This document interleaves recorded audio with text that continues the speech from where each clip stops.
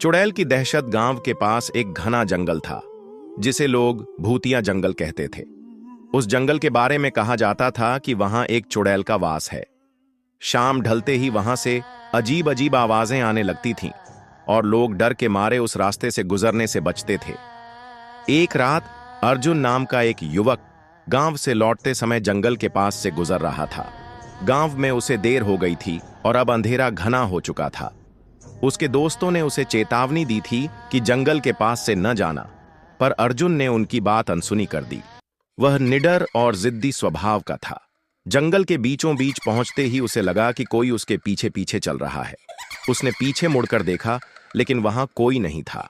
जैसे ही उसने अपनी रफ्तार बढ़ाई, कदमों की आवाजें भी तेज हो गईं। वह ठिठक कर खड़ा हो गया।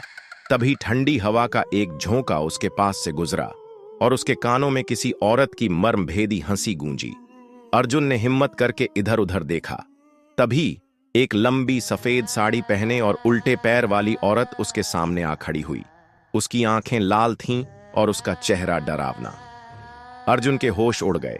वह पीछे हटने लगा, लेकिन चुड़ैल ने उसकी ओर इशारा करते हुए कहा, तूने मेरी सीमा में कदम क्यों रखा?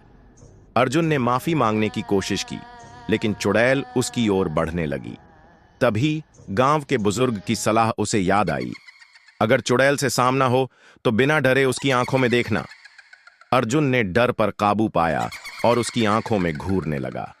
कुछ पलों के लिए चुड़ैल शांत हो गई, फिर अचानक वह जोर से चीखी और हवा में गायब हो गई। अर्जुन वहां से दौड़ता हुआ गांव वापस आया।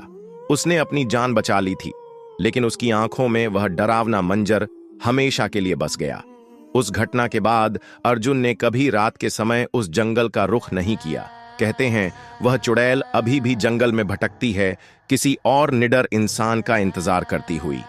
कहानी का सबक: भूतिया कहानियों में बताए गए नियमों को हल्के में न लें और कभी भी अनजान जगहों पर अनावश्यक खतरा मोल न लें।